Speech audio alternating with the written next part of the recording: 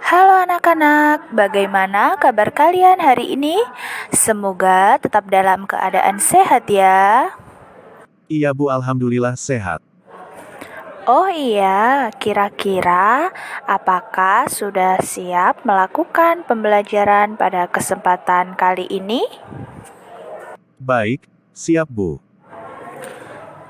Hari ini kita akan belajar mengenai sistem tata surya. Pernahkah kalian melihat bulan dan bintang pada malam hari? Pernah Bu.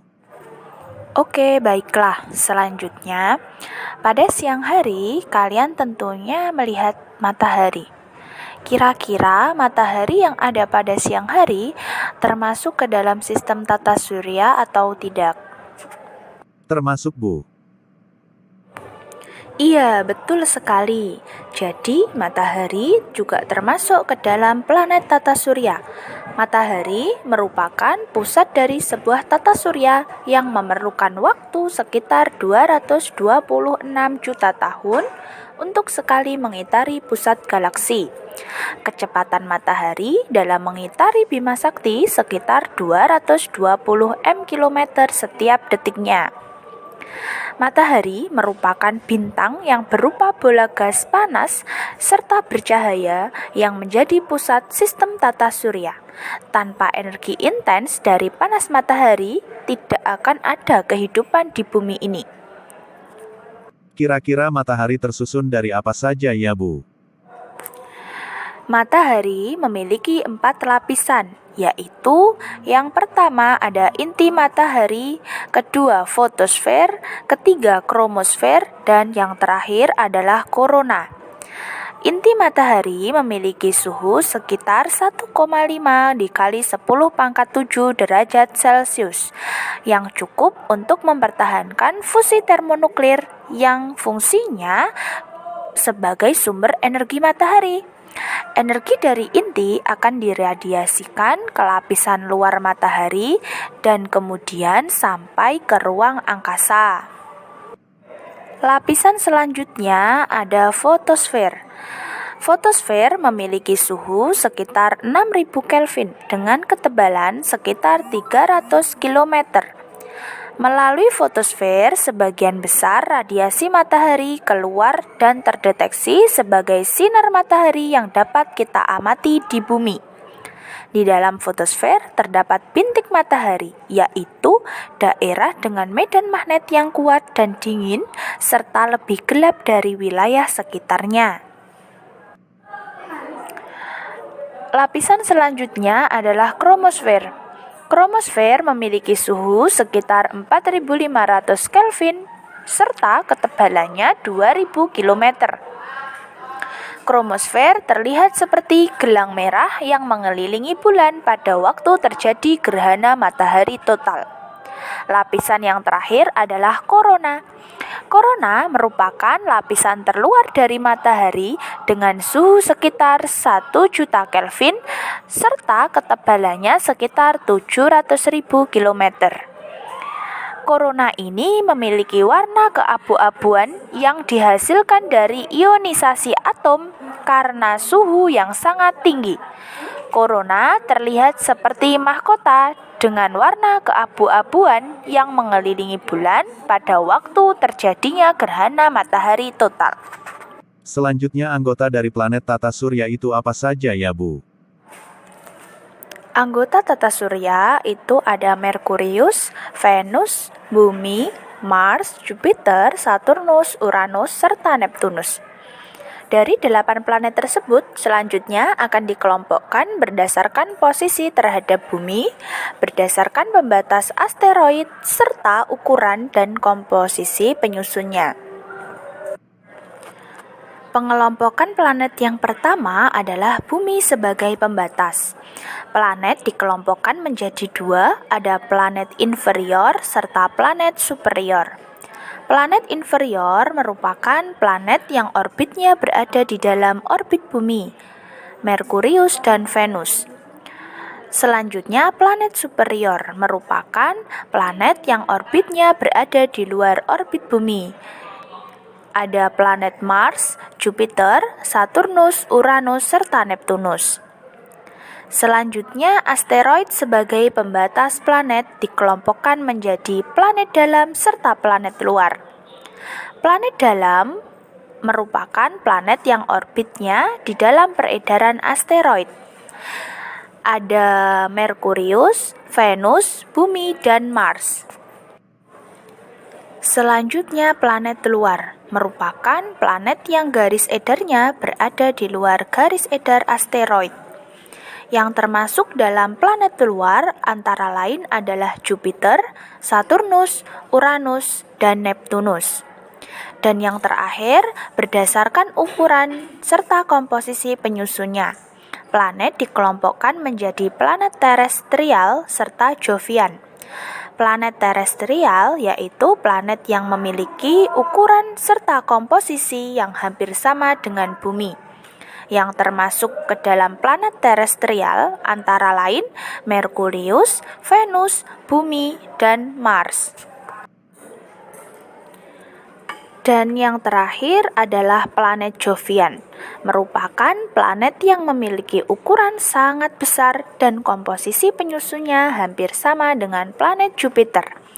Yang termasuk ke dalam planet Jovian antara lain ada Jupiter, Saturnus, Uranus, serta Neptunus. Lalu selanjutnya, apakah pada planet itu ukuran dan komponen penyusunnya sama seperti pada matahari, Bu? Jadi, komponen penyusun yang ada pada planet itu memiliki ciri khas yang masing-masing, sehingga pada planet satu dan planet yang lainnya itu akan berbeda. Misalnya saja pada Merkurius. Planet Merkurius ini memiliki ukuran yang kecil dengan massa 3,3 dikali 10 pangkat 23 kg. Dengan diameter sekitar 4.879 km serta hampir tidak memiliki atmosfer, sehingga angkasanya terlihat sangat gelap. Jaraknya pun dari matahari sekitar 58 juta kilometer karena tidak memiliki atmosfer. Sehingga suhu di Merkurius itu sangat ekstrim. Pada siang hari suhunya mencapai 427 derajat Celcius dan pada malam hari suhunya mencapai negatif. Merkurius ini bergerak mengelilingi matahari dengan cepat sehingga hanya memerlukan 58 hari untuk satu kali orbit. Sedangkan kala rotasinya 59 hari. Merkurius sering disebut bintang fajar karena terkadang terbit dan terlihat di pagi hari. Nah, terus kita bandingkan dengan Venus. Kira-kira ada yang tahu ciri dari planet Venus? Saya, Bu. Baiklah Doni, silahkan kamu sampaikan tentang ciri dan karakteristik planet Venus ya. Venus dikenal sebagai bintang fajar atau bintang senja yang terlihat sangat terang. Hal ini disebabkan karena atmosfer sangat pekat yang berisi karbon dioksida serta awan putih yang berasal dari pembakaran awan sulfat panas. Suhu yang ada di Venus ini stabil. Akan tetapi lebih panas di Venus daripada Merkurius karena atmosfernya panas diselimuti awan tebal sehingga terjadi efek rumah kaca yang sangat ekstrim. Betul ya, jadi yang telah disampaikan oleh Doni tadi mengenai ciri serta karakteristik planet Venus.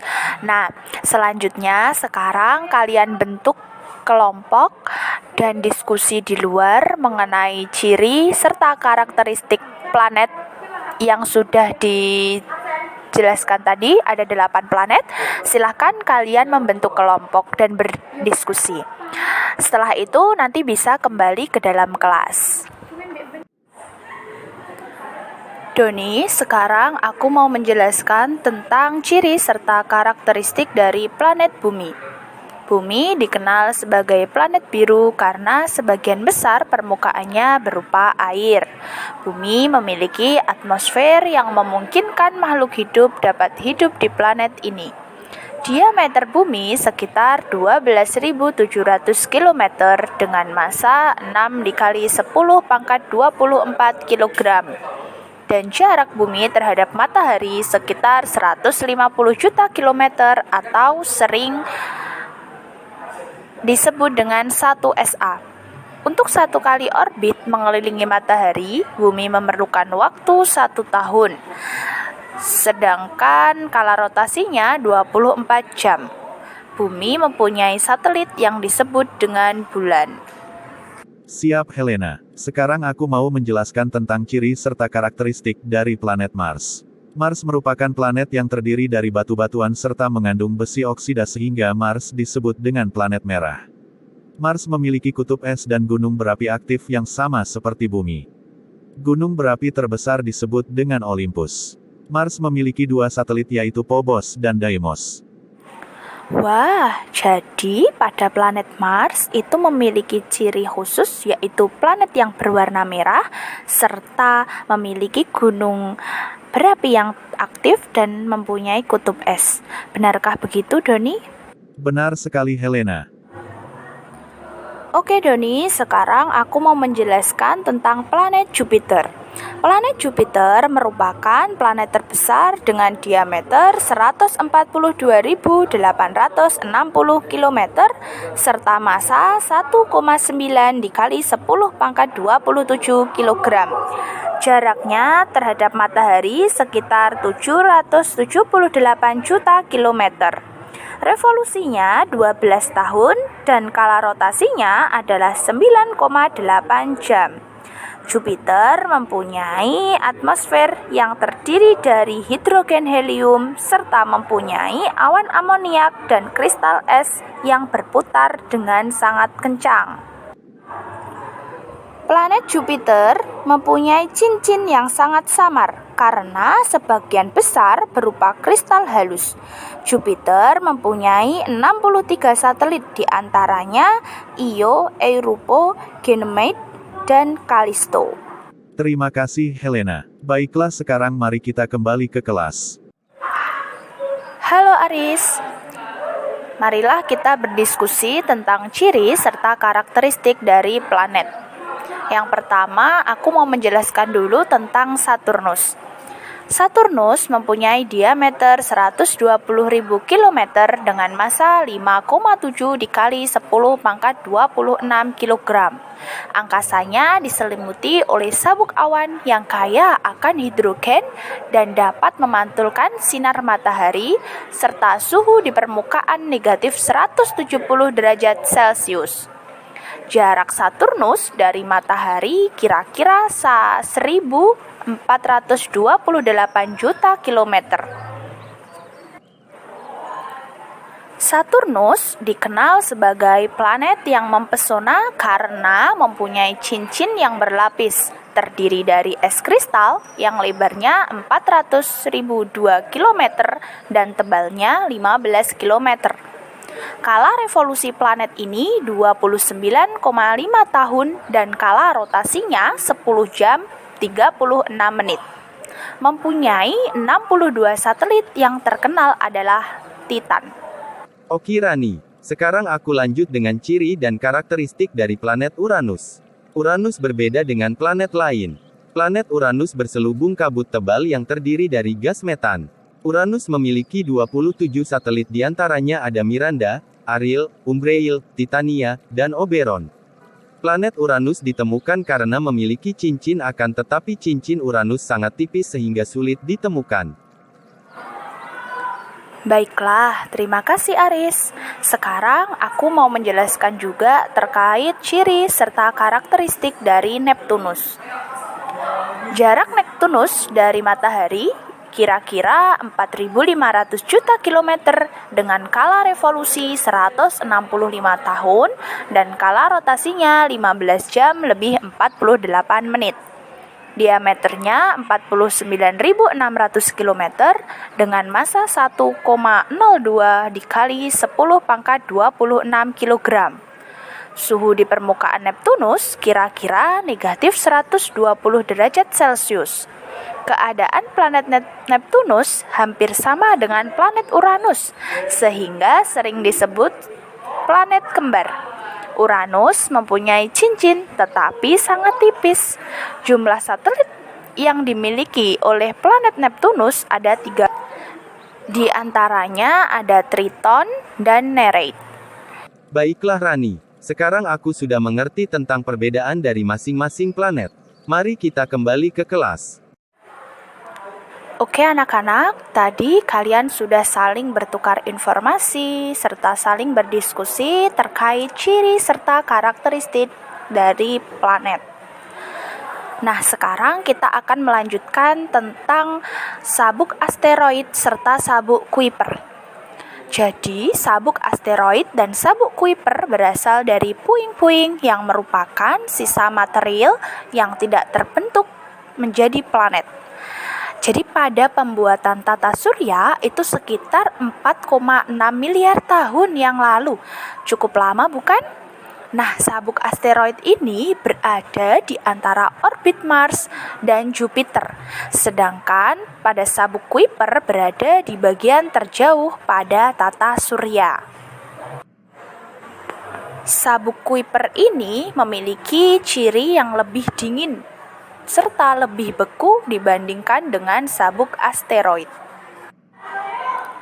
Sekarang saya lanjutkan dulu penjelasan mengenai satelit.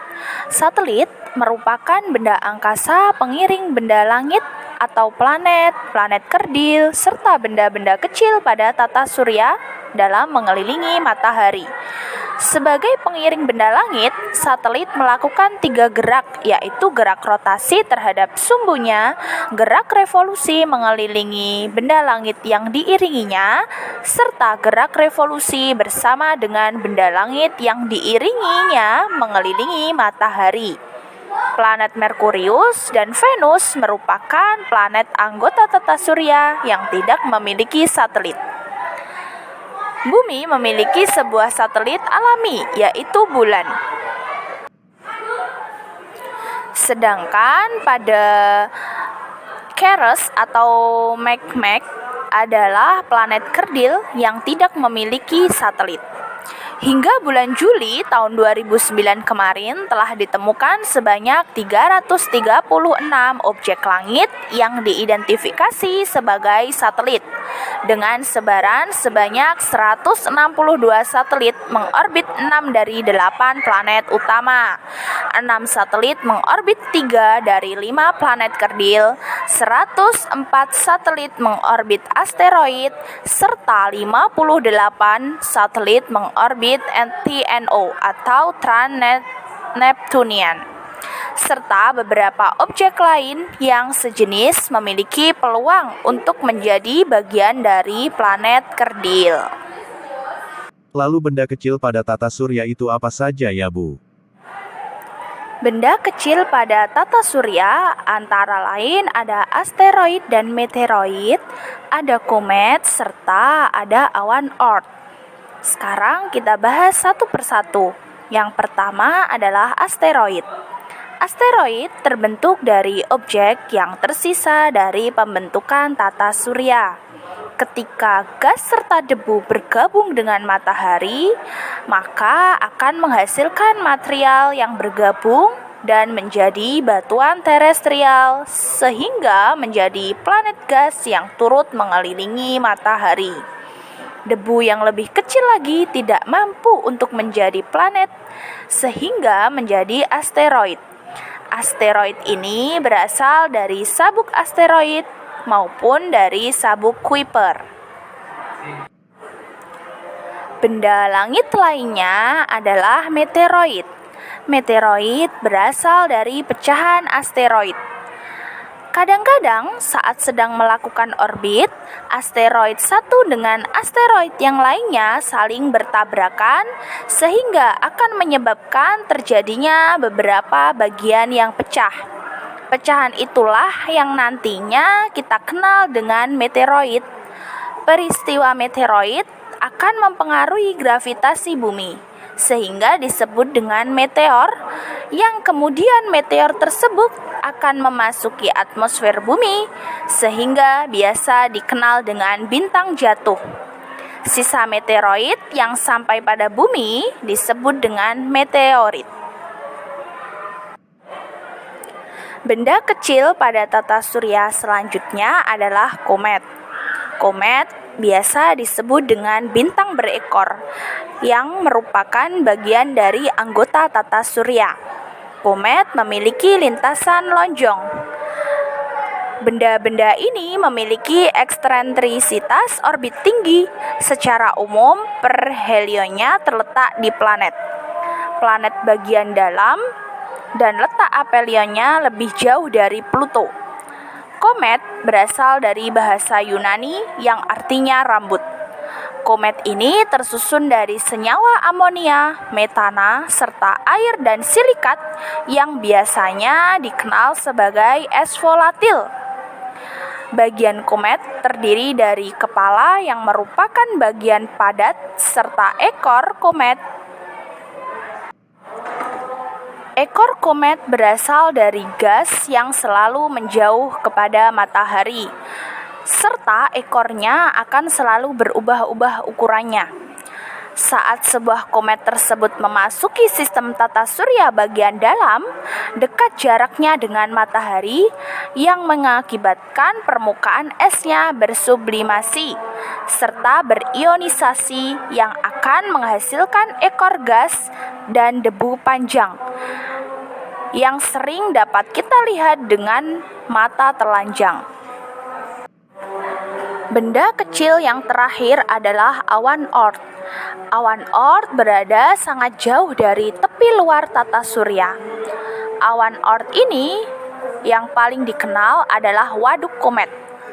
Benda-benda dingin yang ada pada awan Oort ketika melintasi di dekat orbit bumi akan tampak sebagai komet yang sangat indah di langit dengan ekor kometnya.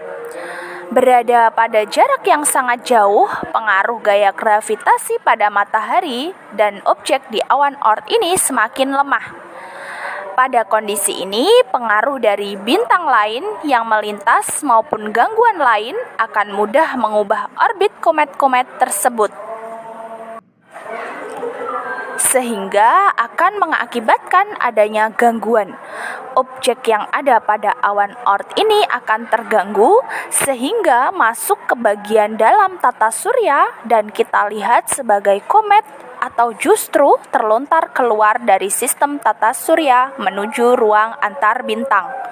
Hal ini terjadi khususnya pada komet di bagian tepi terluar awan Oort. Di bagian terluar awan Oort inilah komet-komet periode panjang berada. Nah, dari penjelasan tadi kira-kira ada yang masih bingung atau ingin ditanyakan? Alhamdulillah Bu, sudah paham. Baiklah anak-anak, jika tidak ada yang ditanyakan, saya akan memberikan cara untuk menghafalkan nama-nama tata surya dengan mudah. Oke, sekarang kita bernyanyi bersama. 1, 2, 3, let's go. Merkurius planet terkecil, Venus si bintang fajar, Bumi tempat kita tinggal, Mars adalah si planet merah, Jupiter planet terbesar, Saturnus yang ada cincinnya, Uranus planet yang dingin, Neptunus planet terluar.